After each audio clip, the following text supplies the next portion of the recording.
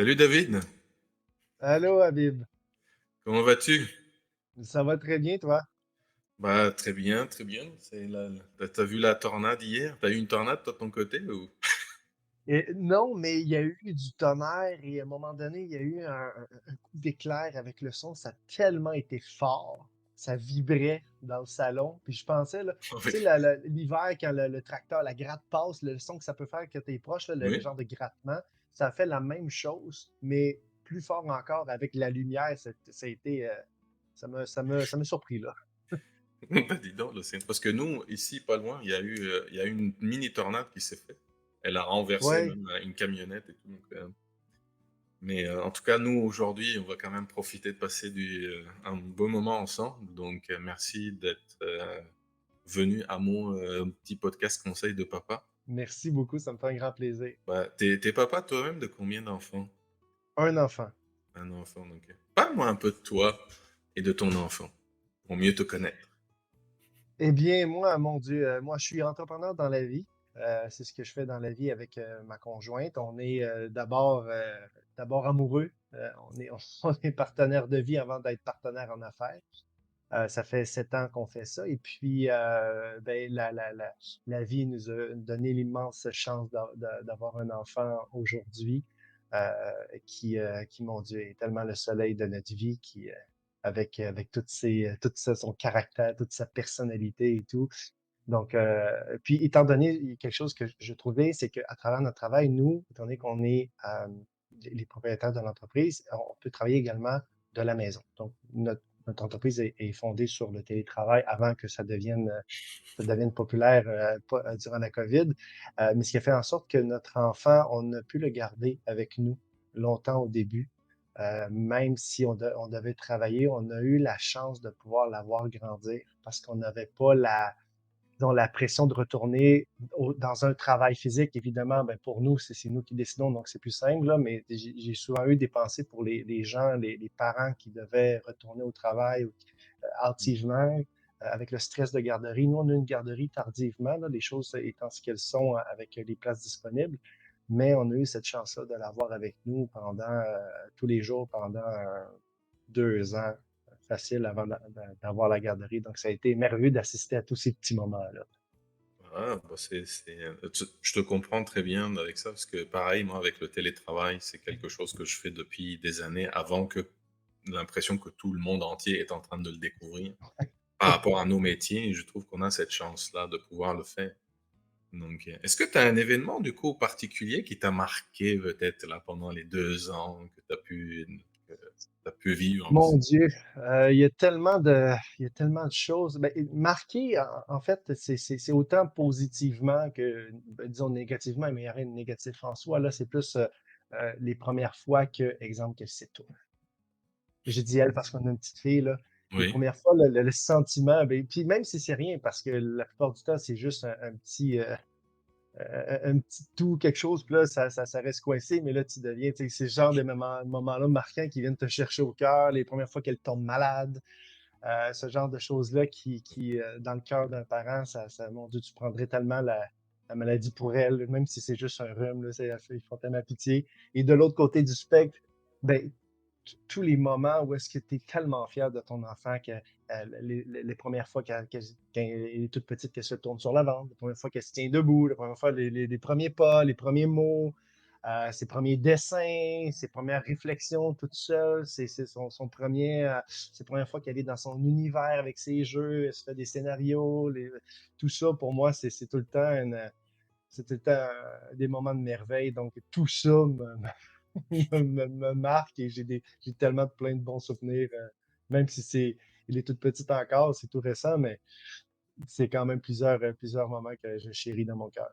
En parlant de dessin, ça m'a fait penser à ma mère qui gardait aussi tous nos dessins enfants. Donc je pense qu'elle a encore son tiroir avec tous nos dessins. D'ailleurs, moi, j'ai même une enveloppe dans laquelle j'ai mis les dessins. Puis quand je regarde les dessins, je me dis, tout le gribouillis qu'il y a là, en fait, là-dedans, ou l'émerveillement de l'enfant, de notre enfant d'avoir fait ça. Puis aujourd'hui, j'ai une fille qui dessine tellement bien. Donc là, avec son l'iPad, je lui ai acheté l'application, elle fait ses dessins. Puis là, je regarde, Ouais. comment c'est passé d'un gribouillis à un truc artiste et moi, je suis vraiment nul dans ces trucs-là. C'est moi, c'est resté gribouillis. Mais c'est ce qui est bien, c'est ce qui, tu parles de ce qu'on garde, de ce qu'on conserve. Exemple, sa première coupe de cheveux, j'ai gardé un Ah, petit bout de ses cheveux. Ma mère avait fait ça avec nous sympa. euh, à la maison. Puis quand on était jeunes, puis j'ai fait la même chose. On regarde des dessins, on regarde ses dessins, ses premières fois qu'elle nous a fait un dessin là, de garderie pour la Saint-Valentin, pour la fête des mères, la fête des pères. C'est tellement des moments remplis d'émotions, même si c'est juste un petit dessin, mais ça signifie beaucoup. Puis tu parles de, exemple, ta fille à toi qui a développé ce côté artiste, ben la nôtre, elle fait ça aussi. Puis c'est ce que je trouve de merveilleux là-dedans, parce que moi, je suis à la base, mon background, moi, est scientifique. J'ai fait par le suite le saut dans le monde des affaires avec des études conséquemment, mais puis ma conjointe, c'est la même chose. Elle vient aussi du domaine des affaires. Donc, elle n'est pas nécessairement artiste en soi, mais notre enfant, elle, est, mon Dieu, elle est tellement tout ce qui est la danse, le chant, la musique, les dessins, la peinture, les instruments de musique. Elle adore ça. C'est quelque chose qui vraiment là, fait partie intégrante de sa personnalité. Puis ce que j'aime, c'est de l'aider, de l'accompagner là-dedans, de va explorer tout ce que la vie a à t'offrir. Puis si c'est ce que t'aimes, ben, je vais être ton plus grand fan, puis je vais t'aider à aller jusqu'au bout de tes rêves. J'ai l'impression que nos jeunes aussi, ils ont ce côté-là, ou je sais pas si toi tu le vois en te comparant aussi, par rapport à comment toi tu étais enfant, est-ce que tu as l'impression que les jeunes apprennent plus vite aujourd'hui par rapport à ce que nous, on dit à notre période à nous en tant qu'enfants? Je pense que les jeunes apprennent à la même vitesse, mais ils apprennent différemment. Ils sont Ouais, stimulés différemment. Je pense que la vitesse d'apprentissage d'un cerveau d'enfant reste sensiblement la même chose. Mais exemple, moi, quand j'étais jeune, évidemment, ben, il n'y avait pas d'iPad, puis tout ce qui est écran là, au sens large, tout ce qui est jeu vidéo, il y en avait un peu, mais c'était récent. Là. Moi, je suis de la génération Nintendo, les premiers NES. Là. Donc, c'était pas si avancé comme aujourd'hui. Donc, on était très porté sur les jeux manuels, les jeux créatifs. Moi, je me souviens que je faisais, mon Dieu, dans ma tête, je me créais des scénarios avec des châteaux, puis j'avais mes voitures, puis j'étais fan fini de tout ce qui est super-héros, là. Donc, on va parler des Batman, des Spider-Man, des Ninja Turtles, ce genre de figurines-là, j'avais ça. Et je jouais beaucoup avec ça, avec mes amis aussi. Aujourd'hui, il y a peut-être l'apprentissage qui se fait différemment, avec ses avantages, ses inconvénients. Mais je pense que les enfants apprennent bien, mais un bon apprentissage, selon moi, se fait avec une bonne stimulation qui est équilibrée.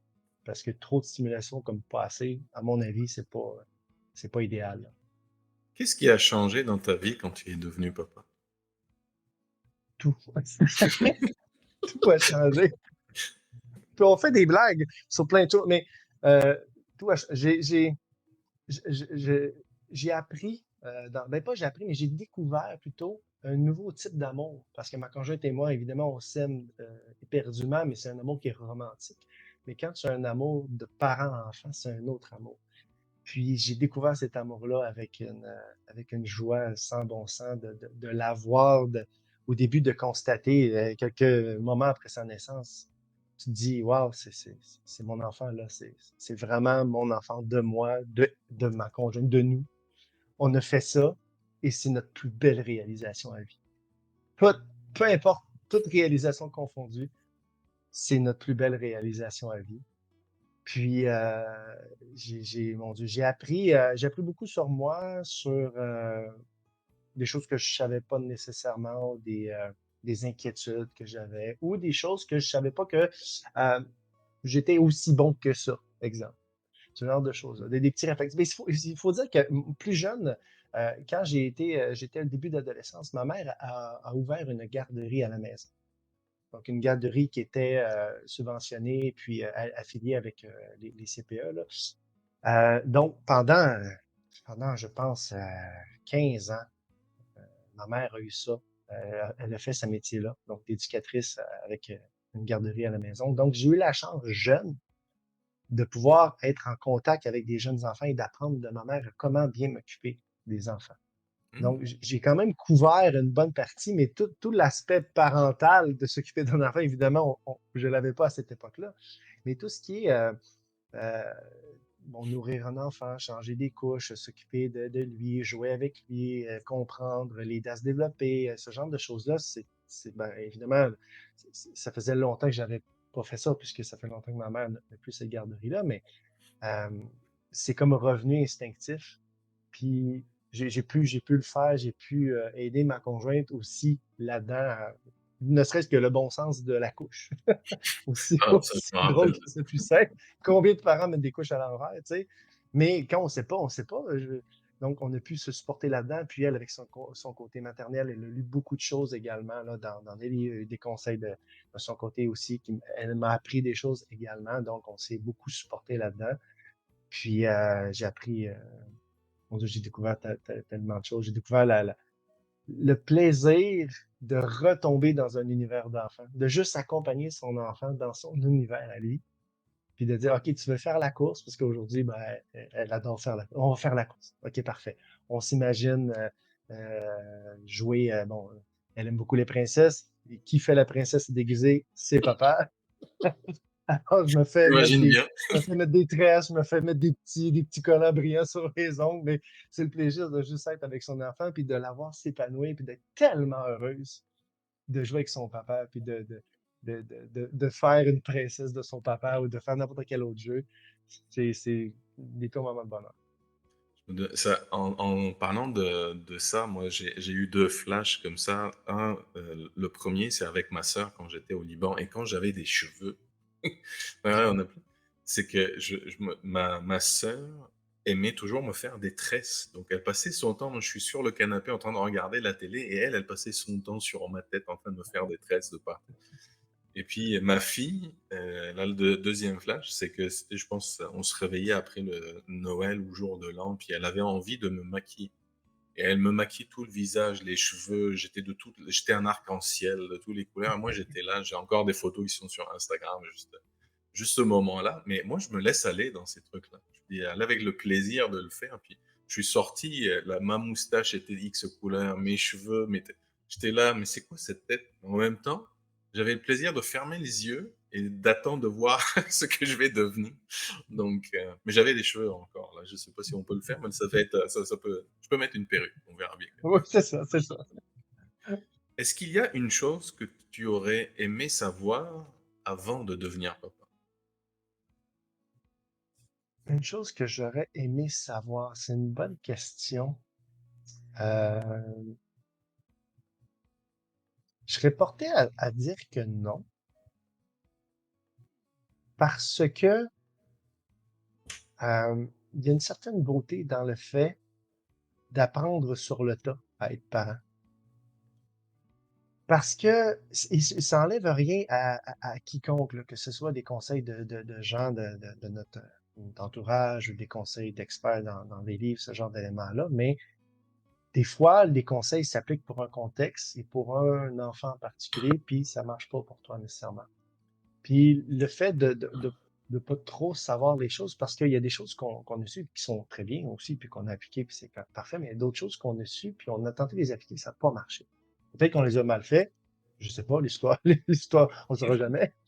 Mais il y a des choses qui fonctionnent pas, puis il y a une beauté dans le fait d'apprendre à découvrir son enfant, parce que au-delà des besoins de base là, de tout enfant, là, à un moment donné, l'enfant est unique et tu apprends à découvrir sa personnalité, ses besoins, ses désirs, etc. Il y a quelque chose de bien là-dedans.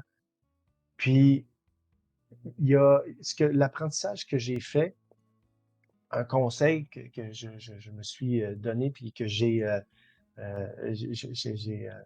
réfléchi là-dessus, c'est ma peur n'est pas la tienne. Parce que, en tant qu'adulte, on a évidemment un plus grand bagage de vie que nos enfants, puis on s'est fait des peurs. La peur est une émotion normale, ça c'est correct, faut pas la brimer. Mais à un moment donné, d'avoir peur et de dire à son enfant, fais pas ça parce que telle tragédie ou telle fatalité, ça risque pas de l'aider. Faut aider son enfant à cheminer, faut aider son enfant à le découvrir. Notre rôle à nous, c'est de l'encadrer pour assurer sa sécurité d'une certaine manière. Évidemment, on laisse pas, je ne laisserai pas mon enfant jouer avec un couteau à beurre dans une prise électrique. On s'entend sur le gros bon sens, mais exemple, je donne un exemple concret. Moi, j'ai un peu peur de l'eau. Je ne sais pas nager. Je nage excessivement mal. Je cale, en fait. Je veux dire ça, moi, je cale dans l'eau. Donc, si je veux aller dans l'eau un peu plus en profondeur, je me mets une veste de sauvetage, comme ça, je suis certain de flotter et d'avoir un bon moment. Ma conjointe, à l'inverse, elle sait très, très bien nager et elle est une grande fan de paddleboard, les grandes planches là, sur l'eau avec lesquelles on peut se mettre debout. Donc, on va dans un chalet, puis ma petite décide d'aller avec sa mère sur la planche. Mais moi, je suis en kayak à côté, puis mon réflexe, c'est de dire à ma conjointe, non, je veux pas, parce qu'elle peut tomber dans l'eau, même si elle a sa veste de flottaison. Puis elle peut avoir un choc, puis tout. Ma conjointe, elle dit, c'est correct, elle est bien, elle veut le faire, je vais l'accompagner, puis c'est parfait. Puis elle a eu tout à fait raison. Puis c'est là que j'ai constaté, ma peur n'est pas la tienne. Ma fille a jamais eu peur. De tout le long qu'elle était sur le paddleboard, ma fille a juste eu du plaisir. Elle n'a pas ressenti la peur. Elle a ressenti le plaisir. Elle s'est mise couchée, à genoux, debout, avec sa maman qui la surveillait, mais sa mère lui a appris une technique sur le paddleboard pour avoir du plaisir et pas avoir peur. Moi, j'aurais jamais fait ça parce que moi, j'ai mes ancrages de peur de l'eau. Je vais essayer de travailler là-dessus, mais juste ce moment-là, ça m'a beaucoup appris. Puis ça m'a fait comme moi, vraiment, tu sais, ta fille n'a pas à avoir peur de l'eau parce que toi, tu as peur de l'eau. Ma peur n'est pas la tienne. Je l'imagine très bien. Je sais pas que si tu le vois aussi, c'est que on rajoute comme beaucoup d'analyses quand on grandit dans la vie. Les enfants, c'est go. C'est comme là, récemment, j'ai vu un enfant tomber, il se relève en pleurant et tout, puis il te fait un petit câlin, go. Et moi, je me suis dit, je tombe aujourd'hui, je calcule déjà avant de tomber, et si je tombe, je vais casser machin, donc du coup, je fais plus le truc. Ouais, Puis à la fin, je fais rien du tout parce que je suis parti tellement dans mes analyses. ouais, Je me suis dit, mince, là, lui, il court dans tous les sens, il tombe, il pleure avec un ouais. petit bisou, tout est parti, c'est parti. Et nous, ça devient comme je tombe, aïe, aïe, aïe, je peux plus marcher, je peux pas voir. Je me dis, mais comment on est arrivé à ça? Donc c'est fou notre évolution, comment ça se fait? Et parfois, je me dis, j'aimerais bien qu'on garde cet esprit d'enfant. D'où la raison, Il y a un parfois, faire les travail. conseils de papa, ça nous connecte encore avec Oui. ça. Ça nous connecte avec ça. Donc, Il y a un travail à faire là-dessus parce qu'on dirait qu'on a toujours l'instinct d'être très rationnel puis de laisser de côté les émotions qui sont négatives, la peur, la tristesse, la colère, puis d'essayer de juste garder qu'est-ce qui est plaisant, qu'est-ce qui est agréable. Mais je pense pas que ça nous aide de faire ça. Je pense qu'il faut apprendre à vivre les émotions qui sont négatives. Elles ont des choses à nous apporter. Ça nous aide à grandir. Tu sais, tu parlais de comment ça se fait qu'on est arrivé à ça, que les enfants, ils tombent et ils se relèvent alors que nous, on analyse beaucoup plus. Puis j'aime lire des livres sur la neuroscience. Puis si je me souviens bien, peut-être que je me trompe, là, parce que évidemment, je suis pas un expert, mais c'est que le cerveau de l'enfant, le cerveau est séparé en différentes régions, des lobes et d'autres, disons, sections. Et l'une des sections qui gère beaucoup l'émotion, c'est l'amygdale dans le cerveau. Et l'autre section qui va gérer beaucoup tout ce qui est la réflexion, la rationalité, c'est le lobe, le cortex préfrontal qui est situé en avant. Quand on dit je réfléchis, ben, c'est un peu là. Et le cortex préfrontal va arriver à maturité plus tard, après l'amygdale. Ce qui fait en sorte qu'on va traîner ça très longtemps, notamment à l'adolescence, ce qui peut expliquer des fois que les adolescents se laissent emporter dans des émotions puis des situations, alors que nous, on a nos yeux d'adultes, on dit, ouais, mais c'est pas grave, là. Exemple, les premières peines d'amour, tu as 14 ans, première peine d'amour, ah, ouais, c'est comme, ah, écoute, là, c'est pas grave, tu vas t'en remettre et tout. Pas à cause de ça. Donc, les enfants, ils n'ont pas le cortex préfrontal de la rationalité d'adulte que nous, on a, ce qui fait en sorte qu'ils n'analysent pas du tout. Eux sont juste dans le moment présent, dans l'émotion, dans l'apprentissage, puis sont pas influencés de la même manière que nous, on le serait. Puis je pense que ça explique un petit peu nos comportements, puis ce qu'on essaie tant des fois d'enseigner à nos enfants d'une rationalité, puis regarde, tu peux pas faire ça parce que ceci et ça, l'enfant, il comprend pas.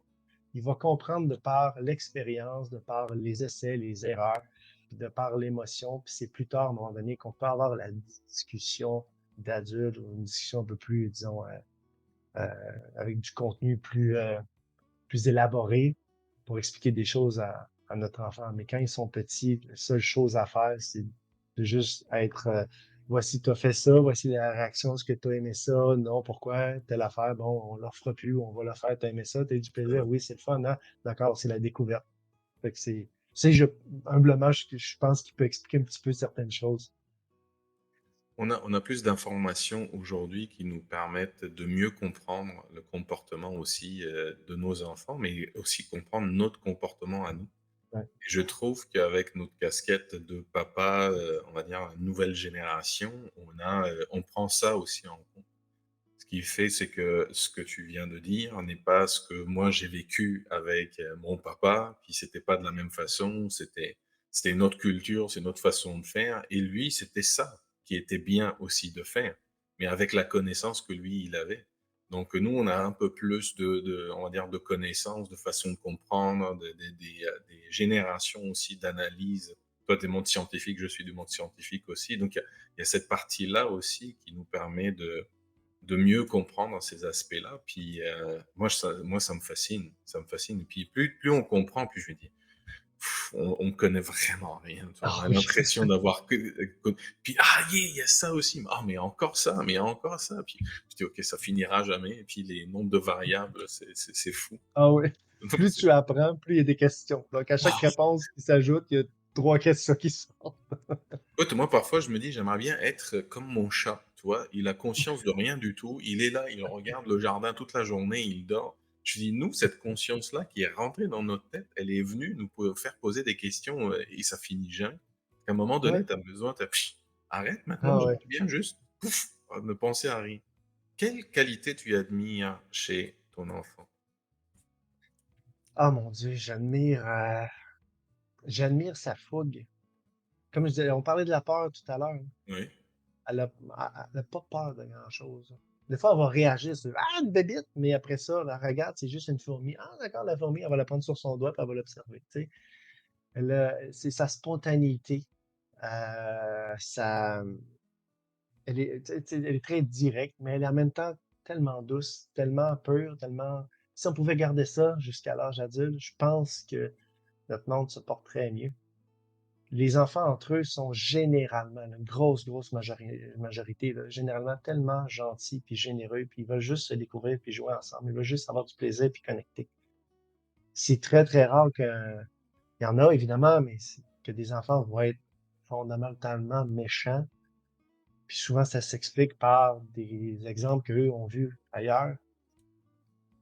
Donc, j'admire ça chez elle. J'admire ça, le fait euh, d'avoir plein d'amour à donner, d'avoir la bonté, d'avoir cette envie de découvrir tant de choses, puis de chercher toujours à comprendre pourquoi. Parce qu'à un moment donné, nous, à l'âge adulte, ben, il y a des évidences qu'on pense même plus que c'est comme ça. Mais elle est beaucoup dans la phase du pourquoi. Pourquoi ça? Pourquoi cela? On explique, on explique. À un moment donné, ça nous fait réfléchir. Ouais, c'est vrai. Pourquoi ça? Puis j'admire ça. Puis elle nous permet de retomber en enfance d'une certaine manière et de redécouvrir cet univers-là qui est tellement simple puis tellement beau en même temps. Est-ce que tu as eu les questions quand vous êtes en voiture et que vous allez quelque part de papa, quand est-ce qu'on arrive? Ou, C'est plus, non, c'est plus on joue à des jeux. hein? Donc, on va, Ok. on va dire, essaye de trouver une voiture jaune. Fait que là, on va regarder. Ah, il y en a une là! Mm. Donc, elle est très. Ça permet de travailler d'autres choses, de l'apprentissage des couleurs, l'apprentissage des formes, bon, un paquet de trucs où on chante des chansons.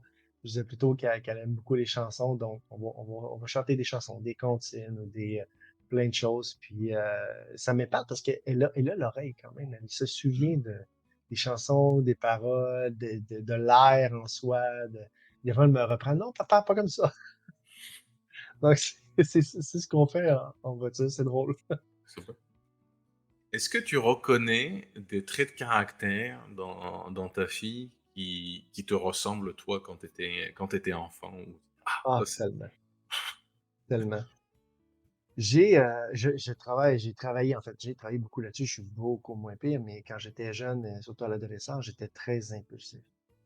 Mais pas impulsif et réfléchi. Mais au niveau de si quelque chose faisait pas mon affaire, c'était ah! très comme ça. Elle est comme ça. Elle est très, papa, exemple, si elle veut jouer avec de la peinture qui salit beaucoup, puis on s'apprête à partir dans quelques minutes pour aller quelque part. Puis là, elle dit, non, je veux ça, non! Là, puis là, elle se fâche. Non, papa! Non, je veux jouer avec... Donc, cette fougue-là, cette impulsivité-là, je me reconnais beaucoup là-dedans. Mais en même temps, ça fait en sorte qu'elle a beaucoup de drive. Mais on essaie, évidemment, on l'aide à canaliser cette, cette force d'une certaine manière qu'elle a pour que ça soit utilisé à bon escient, pour pas se fâcher inutilement dans un moment où il n'y a pas besoin de se fâcher ou c'est pas la solution à ça, là. Moi, j'aime bien cette façon de faire avec elle parce que je trouve que on n'a pas notre interprétation de ce qui est bon ou mauvais reste notre interprétation parce qu'il y a des choses qui sont bonnes pour certains, c'est mauvais pour d'autres. Mais le fait aussi de prendre conscience de comment transformer certaines choses en force en réalité. Parce que là, il y a des moments où j'ai eu un peu des réflexions dans ce sens-là avec mes enfants en disant, mais non, il faut pas qu'ils fassent ça. Et d'un côté, je me dis: «Mais ça va les aider à apprendre beaucoup de choses plus tard». Donc il faut qu'ils les développent, mais comment ils peuvent les développer dans une limite qu'on peut mettre sans qu'ils voient qu'il y a réellement une limite et que ça devient utile? C'est tout un exercice quand même, hein, parce qu'on veut, puis en même temps on se retient, puis on essaye, puis non, puis il faut dire non, mais non. C'est donc à la fois on reste coincé dans ça. Est-ce que c'est stressant d'être papa pour toi? Pas du tout.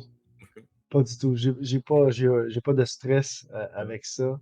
J'ai une grande fierté, une énorme fierté. Euh, mais ce que je trouve qui est, qui est dommage, puis c'est au-delà de notre contrôle à nous, c'est notre rythme de vie.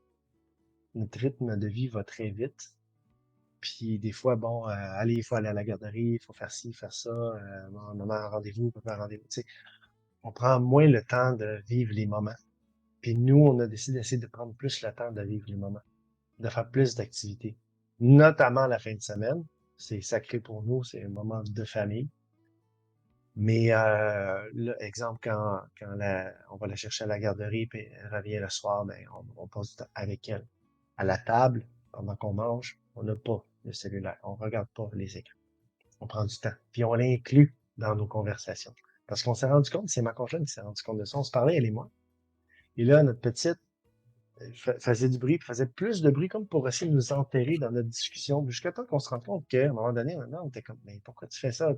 Fais pas ça, t'as pas besoin de parler si fort, on parle plus doucement. Puis, on s'est rendu compte qu'elle voulait discuter avec nous. Elle voulait interagir avec nous. Alors, on s'est mis à l'inclure, puis à poser des questions, puis des trucs de tout et de rien. Qu'est-ce que tu as fait aujourd'hui à la garderie? Qu'est-ce que tu fais? Ah oui, hein, est-ce que c'est bon? Puis, ah oui, papa, il a fait ça, hein? Puis là, elle interagit avec nous, puis elle est toute heureuse, puis ça a réglé le problème. Ben, c'était pas nécessairement le problème, mais ça a changé la dynamique de la situation. Puis c'est le genre de choses qu'on fait de prendre le temps de vivre parce que eux, ils prennent le temps de vivre le moment présent. Ils sont pas dans le passé, ils sont pas nécessairement dans le futur. Ils commencent à comprendre les concepts d'hier, de demain, dans deux dodo. Mais pour eux, ça reste, bah, c'est pas important. Je suis là maintenant, je joue avec mes blocs. Papa joue avec moi. C'est tout. Ah, Donc, on prend le temps d'être avec eux. parfois, en t'écoutant, je me dis: «Qu'est-ce qu'on s'est compliqué la vie en réalité, elle peut être hyper simple, on peut se satisfaire comme là, les jeux sont devenus tellement sophistiqués et puis on s'amusait à jouer à Tetris, tu vois? C'est tu pour tu pas et puis c'est aussi simple, on a la même dire les mêmes émotions en fait de Ouais. satisfaction qu'on peut avoir. Les jouets, ce que je remarque chez ma fille, puis peut-être c'est la même chose chez d'autres enfants, mais les jouets qui ont le plus de plaisir, un, c'est pas ceux qui coûtent le plus cher. C'est pas ceux qui ont le plus de couleurs, c'est pas ceux qui ont le plus de son ou de lumière ou de bruit. C'est ceux avec lesquels ils sont capables de toucher et de manipuler. Une boîte de carton Ah bah, c'est a généré chez ma fille un plaisir fou de faire une petite cabane, bien plus qu'un livre avec des sons puis des images puis des boutons.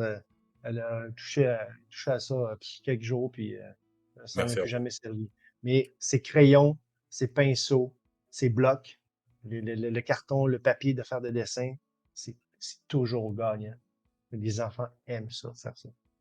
Quel est le meilleur conseil que tu as reçu de ton propre papa et que éventuellement tu l'appliques aujourd'hui? Euh, Mon Dieu, c'est une bonne question.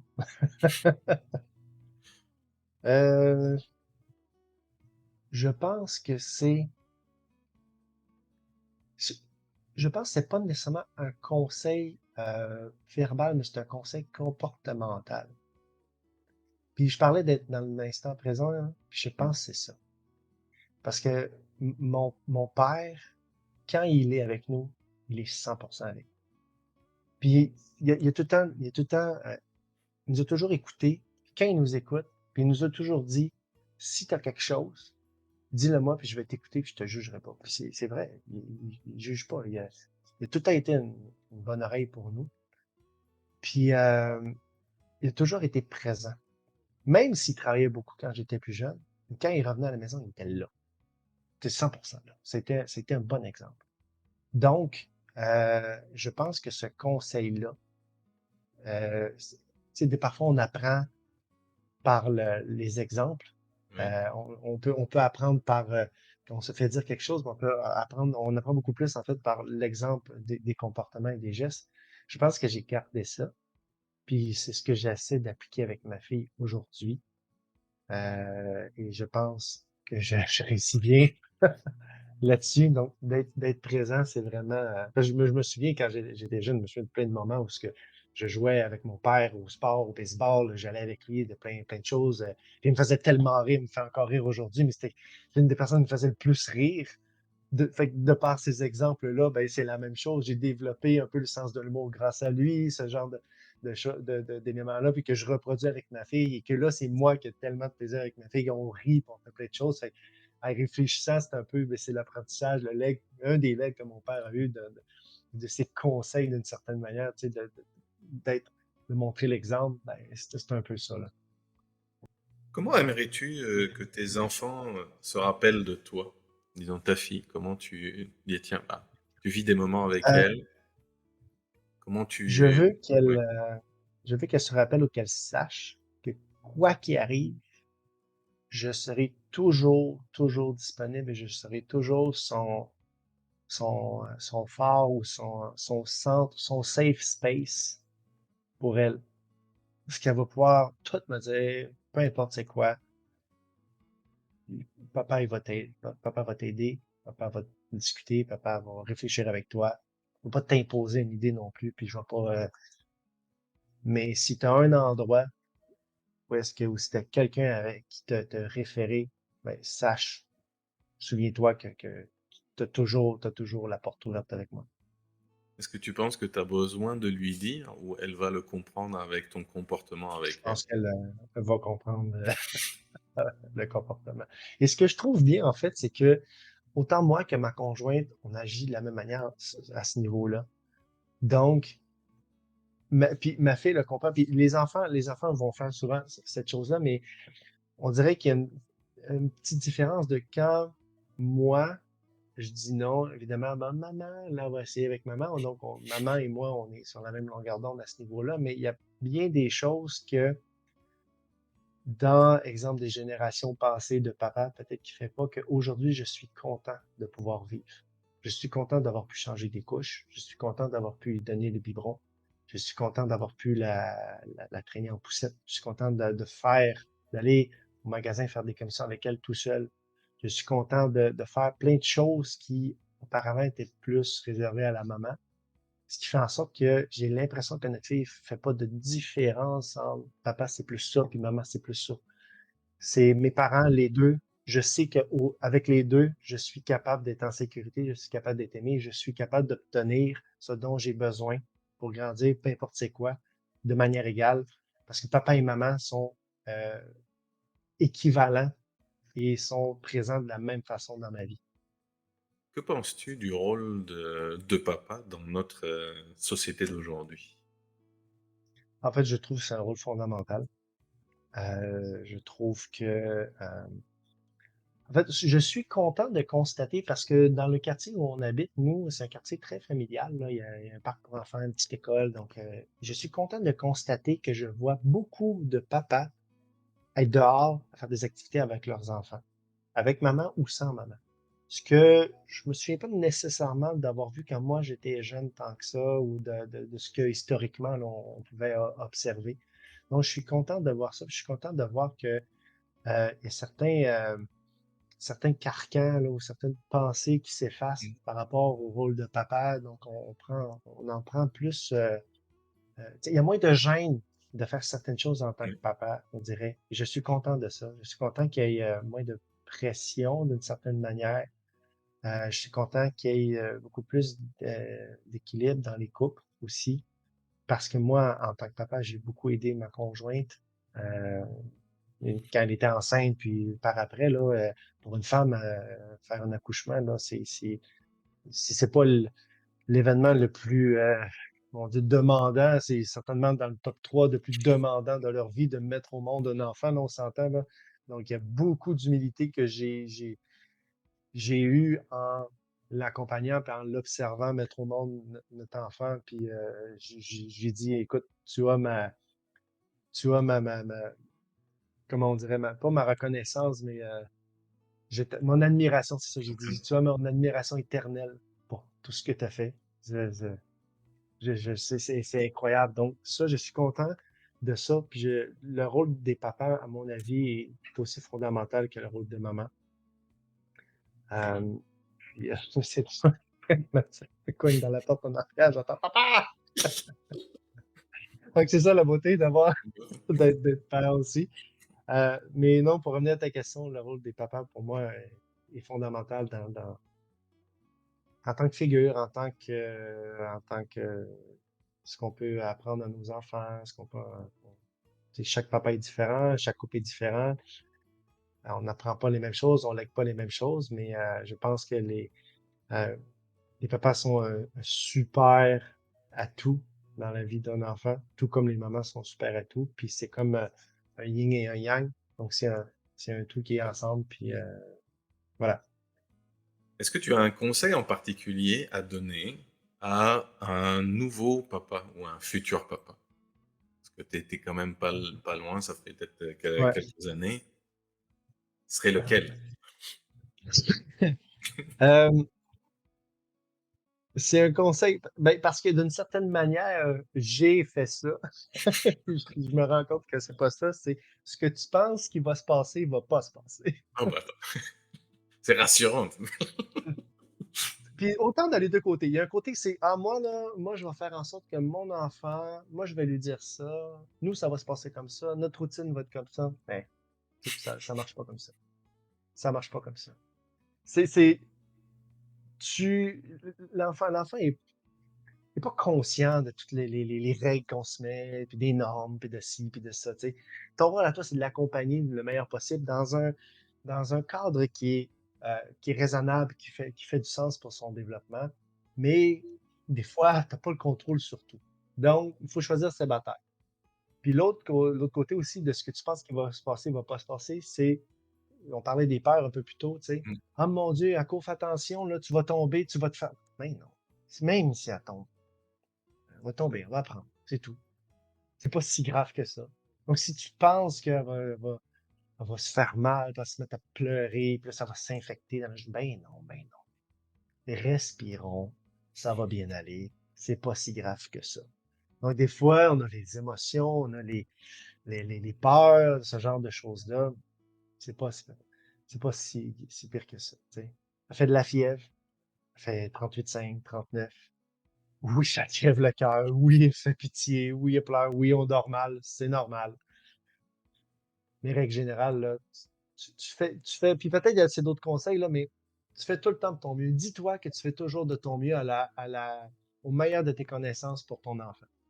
Tu peux t'améliorer, certainement, mais au moment où tu le fais, tu fais toujours de ton mieux, puis c'est correct demain.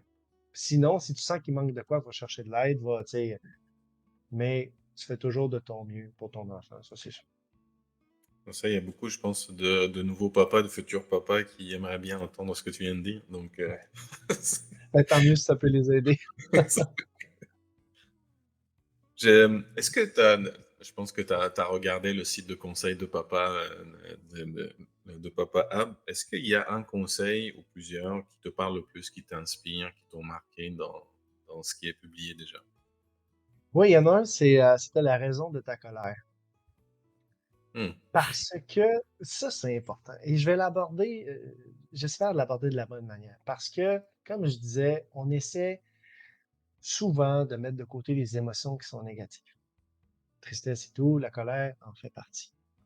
Dans notre vie, dans le rythme rapide de vie dans lequel on vit, ça amène beaucoup de pression, beaucoup de stress, beaucoup de choses qui fait en sorte qu'à un moment donné, on en a trop, même comme adulte, même comme adulte rationnel, on en a trop, puis on peut se fâcher.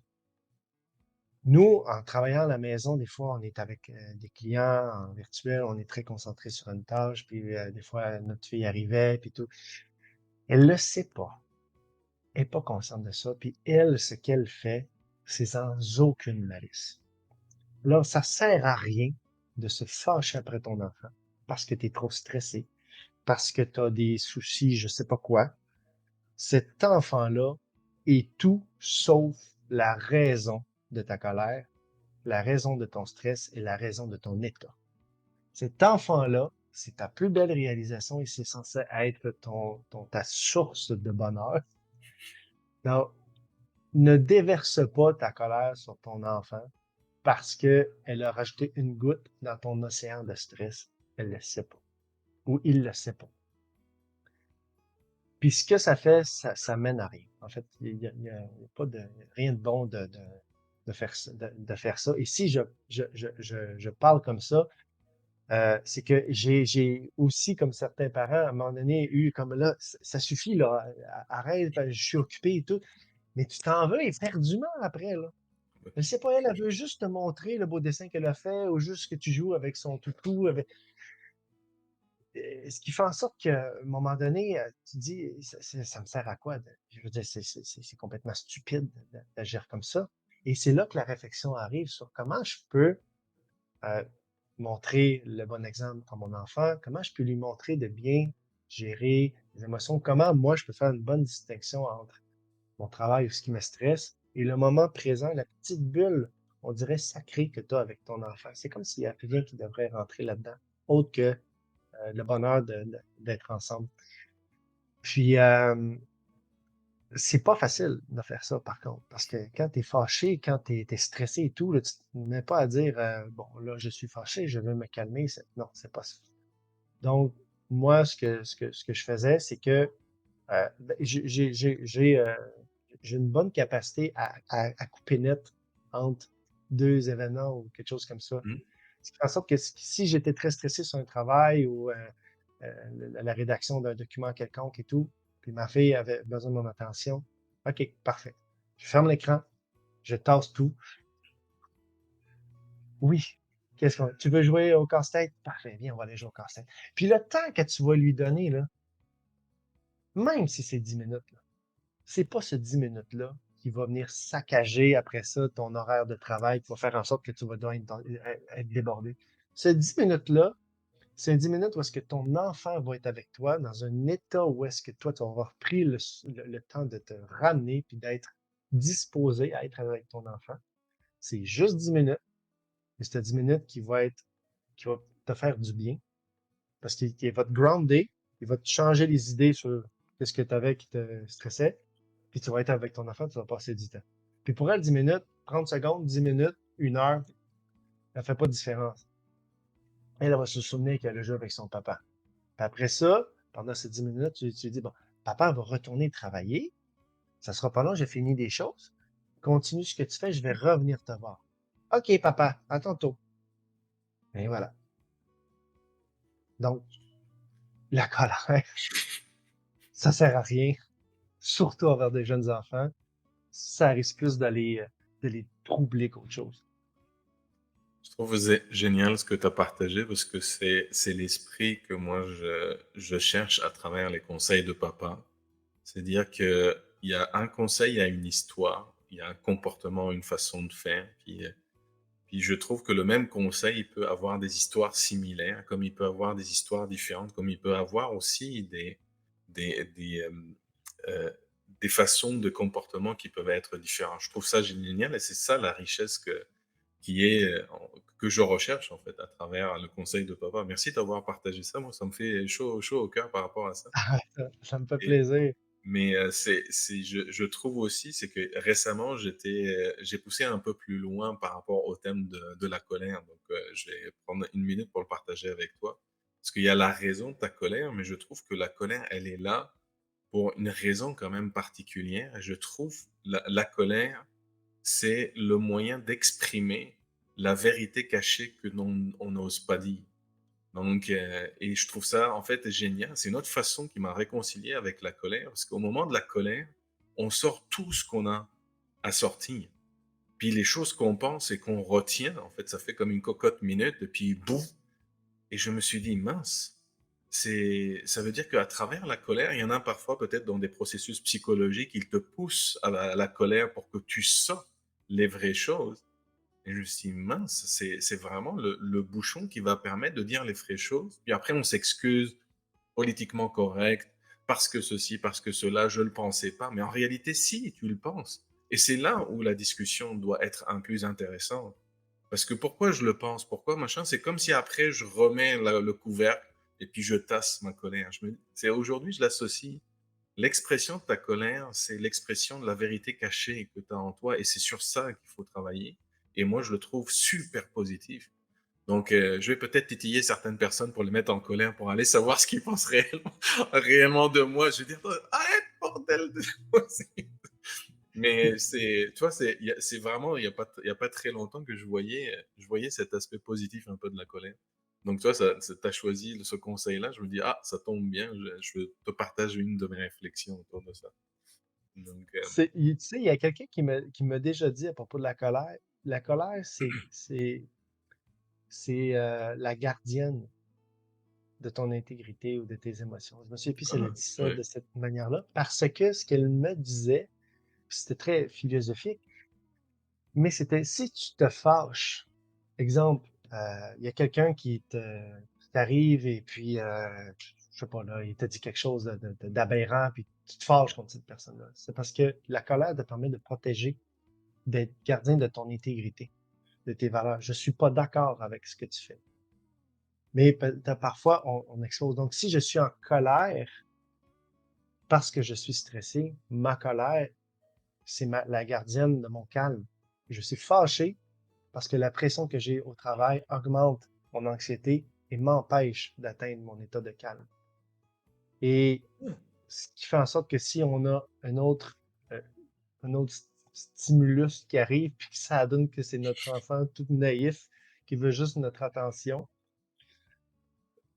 il est vulnérable et on ne doit pas juste céder à cette, cette tentation, si je peux dire ça comme ça, de déverser notre colère impropre sur cet enfant-là qui a absolument rien à voir de ça.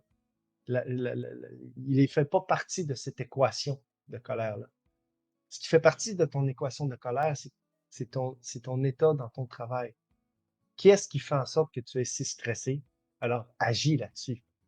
Va protéger ça. Va enlever les éléments qui te stressent, qui te nuisent dans ton état de bien-être. Mais c'est pas ton enfant. C'est certainement pas ton enfant. On va faire des rencontres entre papas et on prendra des émotions comme ça. À chaque rencontre, il y aura une émotion dans laquelle on partage. On dit: «Qu'est-ce que tu en penses? Comment tu réagis?» et tout. Je pense que ça fera beaucoup de bien. Ben Ça absolument, fera beaucoup de absolument. bien. Ce sera les émotions des papas. Donc, j'ai des idées qui me viennent souvent aussi, hein. Avec les échanges que je fais depuis un moment avec les papas, je me dis: «Mince, jusqu'où ce truc-là peut aller?» et Beaucoup de potentiel. beaucoup de potentiel.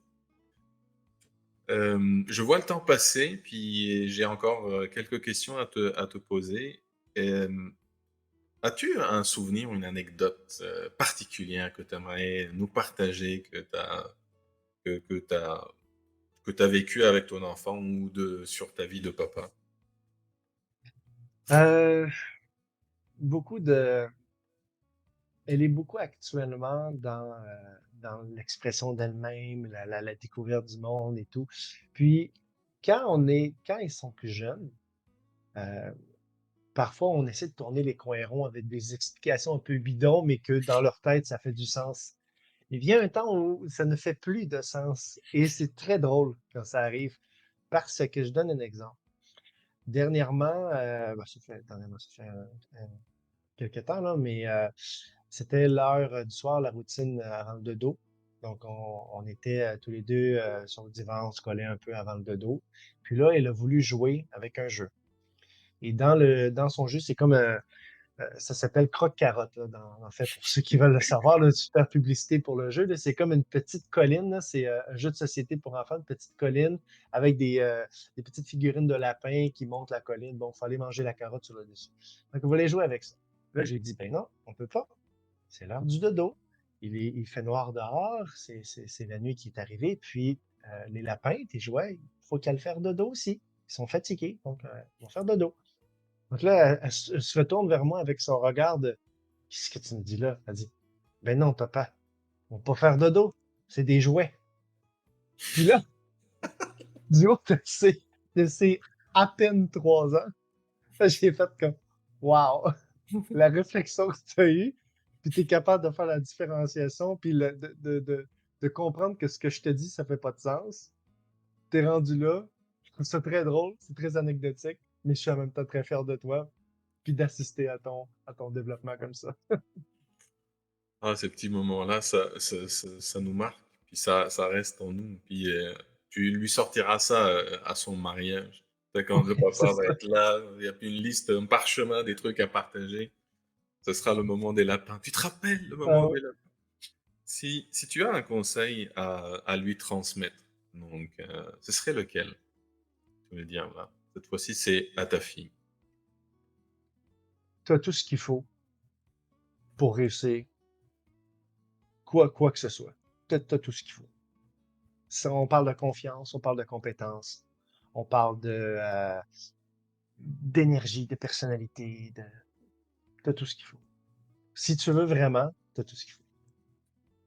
Aie confiance en toi. Je trouve que c'est un des legs les plus forts que les parents peuvent donner à leurs enfants, c'est la confiance en soi. Parce que Dieu sait que au fil du temps, surtout à l'adolescence, la confiance peut en prendre un grand coup pour différentes raisons. Alors, de maintenir cette confiance-là et de savoir, je suis capable. Et ce n'est pas parce que à un moment X, j'ai échoué que ça enlève complètement mes compétences et que je suis pas bon, j'ai plus confiance en moi. L'échec, c'est bon. L'échec, ça fait partie de la vie. C'est important. C'est des sources d'apprentissage. L'échec ne nous définit pas. Alors, aie confiance. Puis tu as tout ce qu'il faut pour réussir. Est-ce que ta fille, elle croit encore au Père Noël? Oui, oui. C'est très drôle. J'ai une anecdote là-dessus. Parce que euh, ma fille, elle fait la différence entre le Père Noël, si c'est moi, et le vrai Père Noël, exemple, au magasin durant le temps des fêtes, ou ce De- genre de choses-là. Parce qu'elle me reconnaît. Puis, on a acheté, tu sais, les genres de grands pyjamas One Piece, mais qui sont Oui. avec des thématiques, là, soit des animaux, des personnages, ce genre de choses-là. Donc, moi, j'ai acheté celui du Père Noël. Donc, elle le trouve très drôle. Puis, elle aime qu'on se déguise. On en a un autre de mignon, un petit bonhomme jaune avec des grosses lunettes. Donc, on se déguise là-dessus, elle et moi. Mais c'est que moi, je suis habitué qu'elle soit habituée de savoir que c'est moi. Donc, euh, durant l'Halloween, à un moment donné, j'ai mis ce déguisement de Père Noël-là avec la barbe. Oui. Et on est allé faire la cueillette des bonbons dans le quartier. Mais les autres enfants, ils pensaient que j'étais le vrai Père Noël. Alors, j'ai saccagé d'avance, sans le savoir, la période des fêtes, trop tôt pour plein de parents qui se demandaient comme, qu'est-ce que tu fais avec ton Père Noël? Puis les enfants, c'était comme, ouais, c'est le Père Noël. Oh, oh, oh, oh oui, tu as été sage cette année. Puis là, ben, je devais jouer le rôle du Père Noël. Moi, j'ai jamais pensé à ça. Donc, c'était bien drôle là-dessus. Bah, je sais pas si les parents vont écouter ce que tu viens de dire maintenant. Je vais dire, ah, ça, je partagerai peut-être pas avec mes enfants tout de suite. Mais on sait celui qui a semé la zizanie. Oui, c'est ça. Ça explique pourquoi j'ai un deuxième costume de mignon maintenant. Je remets plus le Père Noël. Ouais. Ça c'est génial. Moi, ce que j'aime aussi avec les yeux des enfants, puis je le retrouve aussi avec moi, c'est ces petites découvertes qu'on fait.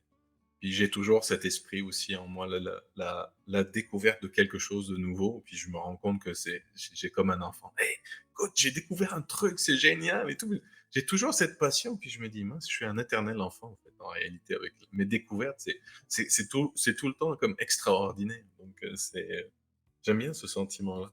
Donc, Oui, c'est important. David, on a passé un beau moment ensemble. Donc, je voulais, je voulais te remercier d'avoir pris ce temps-là avec moi. J'espère que ta fille derrière n'est pas en train de Papa, t'es où? Papa, t'es où? Donc, zen, pas de colère, rien du tout. Ouais, Mais en tout cas, j'ai beaucoup apprécié ce que tu as partagé avec nous. Je trouve, j'ai vécu les moments aussi que quand tu les expliquais. J'étais en train de les vivre aussi en même temps, toi, dans mon imagination. Puis je te voyais princesse, je te voyais avec tout, là, le Père Noël mignon et tout. Donc, je trouve ça important par rapport au rôle de papa, puis comment on le vit aujourd'hui. C'est pas une relation que j'ai vécue avec mon papa. Donc, et c'est quelque chose que moi, en tant que papa, j'aimerais bien aussi le changer, de créer comme mes références de papa. Et ça me fait plaisir d'échanger, de voir qu'il y a d'autres papas qui font aussi pareil, qu'ils ont aussi des moments comme ça, de beaux souvenirs qu'on crée avec nos enfants, pour qu'ils se rappellent de nous, de ce qu'on a fait, et pas le rôle de papa qui était très strict. C'est un peu à l'américaine, là, c'est sir. Quand je vois ça dans les films, je dis, mince, c'est quoi cette relation, en fait? Une relation militaire avec, en fait. c'est ça. Mais en tout cas, ça m'a même, ça m'a mis, notre échange, ça m'a mis aussi, de bonne humeur pour la journée. Je te remercie pour ça, David. Donc, c'était un plaisir d'échanger avec toi. Donc, Ah, je suis bien content de l'entendre. Ça a été un plaisir partagé. Vraiment, ça a été un grand honneur de pouvoir être avec toi puis discuter de ça. Puis ça a passé tellement vite. Je me suis pas rendu compte du temps qui passait. Je pense qu'on aurait pu discuter encore longtemps. Mais ouais, vraiment, ça a été un grand plaisir de pouvoir échanger avec toi. Puis une belle chance que tu m'as permis d'avoir avec toi aujourd'hui. ça fait plaisir. Je vais te souhaiter une belle journée. Et je te laisse partir voir ta fifi derrière toi.